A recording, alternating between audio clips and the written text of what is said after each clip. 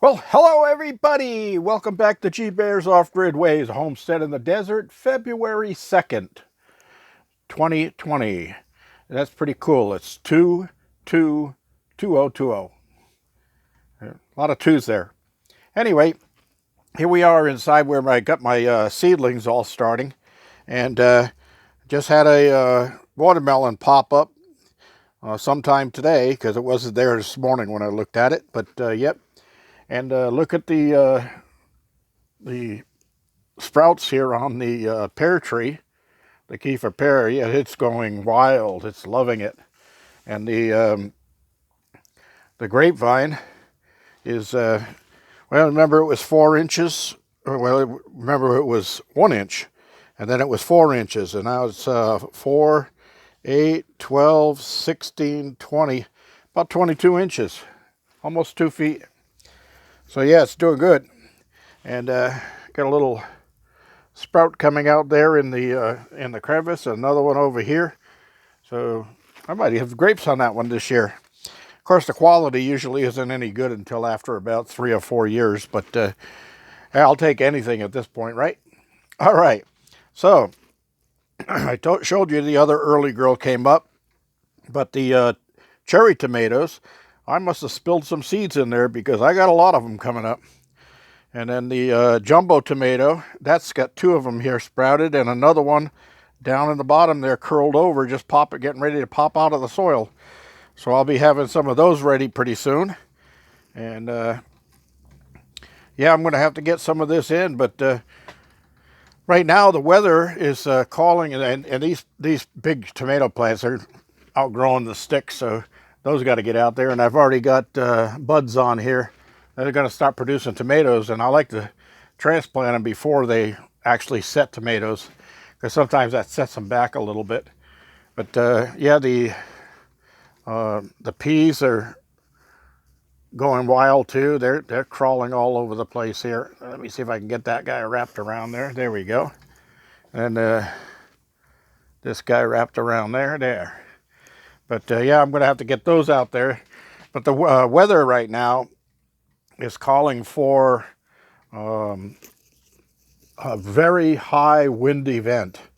They said some places could get wind speeds 80 or 90 miles per hour. I've seen that here one time. When I was first building my cabin, it blew the skeleton of my cabin over. The winds were so strong it could blow the skeleton of metal studs over. So yeah, that's not a lot of fun, but we'll see. I'm going to go outside and I'm going to show you what I've been doing today. Well, you see on the trailer over there, I got a couple of planks. That's what's left right now for a little while. But I went to town today. I went to Home Depot, and I figured I better get some stuff done in the garden. Let's see what we're doing over here, because the winds are blowing right now. I've got my windproof mic on. Yeah, let's see. So I'm making 109 watts, 97 watts now. It's dropping down, got a little break in the wind. But yeah, I was in here a little while ago. I was watching that make 400 watts, and it was kicking out something like 20 something amps on there. So yeah, it was definitely producing some electricity. It's calming down a little bit right now. It's I still got 13.8 in the battery, so plenty of power. Got the TV running just to use some of it up, and the wind turbine is going to be making a lot of electricity later today, so we'll see how that goes. I also got to remember, when I'm done here with this video, right here in the garden house, the next thing I'm going to do is go see if there's any eggs in the coop, because the girls have been producing eggs every day, and I haven't checked it yet today. All right, so look at this. Oh my God. We've got us a big garden here. Yeah, I picked up some more bags of the garden soil, and I I got this whole area filled in and I got it boxed in. And this is the tree that Aurora and Chris gave me. This is a pear tree, the one that I grafted. And the graft is still looking pretty healthy on there. So actually both grafts are looking pretty healthy on there. But yeah, I gotta prune the suckers off of the bottom there. I'm gonna do that after I give it a little time to set its feet into the new soil. But yeah, I dug down, got into the old garden soil here, and then put the tree in there, and then filled up right to the same level it was in the pot. So whenever you're transplanting trees, remember, you don't want to fill it any higher than it was in the pot, and you don't want to fill it any lower than it was in its pot, because that causes problems with root rot and trunk rot and things like that, and disease. So you want to make sure you get it the same height. And to make sure I do that, what I usually do is I take a string or a piece of wire, anything, and I just wrap it around the base of the tree while it's in its original pot.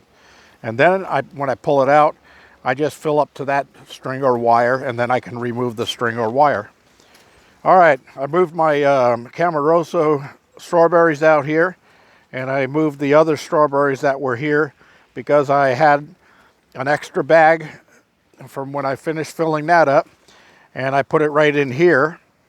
And these are 3 cubic foot bags of Kellogg's garden soil. I like that Kellogg's garden soil. It's a good soil, and you can actually mix this stuff 50-50 with native soil. And I could have got a lot more area out of this whole thing doing that. But since this garden is going to be here for a long time, it's no problem. With this one, I just put the straight soil down and brought it up to elevation. So I've got some plants that are still producing over here, and I've got some that the seeds are drying out on them, so that I can pick those. And I've got broccoli here I can pick off and make some broccoli with, and to get my new broccoli plants into place. I've got a blueberry plant down here that's going to be too low, so I got to dig that out and bring it up higher. And I think what I'll do is I'll go in the corner right here, and I'll do another small box in the corner with the leftover planks, and the same thing in that side over there, because on that side over there I'm going to put that Concord grapevine that I'm starting inside the cabin, so that it can go up here onto this trellis that I have overhead. I've got my other blue grapes over there going up on the purple grapes going up, and I've already pruned that back. This one never took off, but it was because it was buried under all the tomato plants and stuff, and it wasn't getting enough sunlight. It seems to still have some life in it. The branches are all still flexible, so we'll see if it takes off this year or not. But yeah, these little areas in here will be where I'm going to be putting other plants that, just a couple of tomato plants over there, and maybe a tomato plant over here, because I'm going to be growing those cherry tomatoes, and I'm going to have those in different places because they really take over, and they grow like a grapevine. And I love cherry tomatoes, and I have some friends that love cherry tomatoes.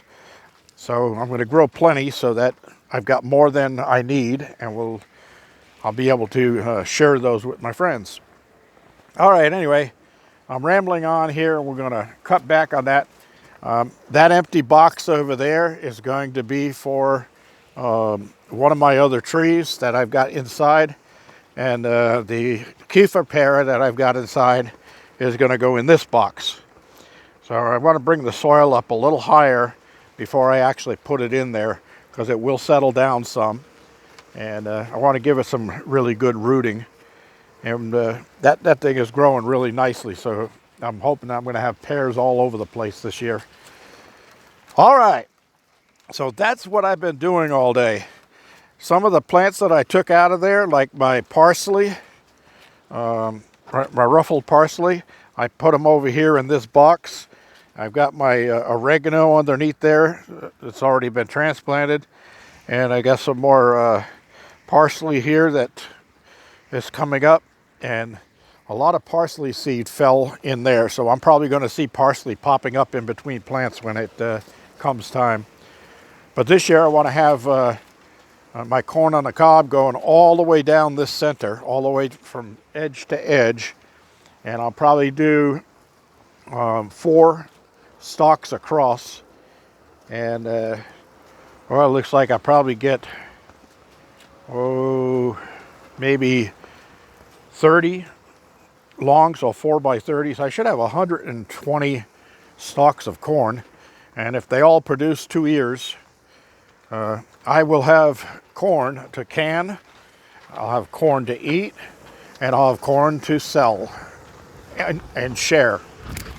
So that's a good thing. All right, everybody. That's all there is. The winds are really howling out here. The flag is doing its thing, and my turbine is doing its thing. And this is supposed to get cold tonight. So I'm going to go in and get ready to hunker down. And I'll set this video in motion for upload. And I had some problems last night with service. So my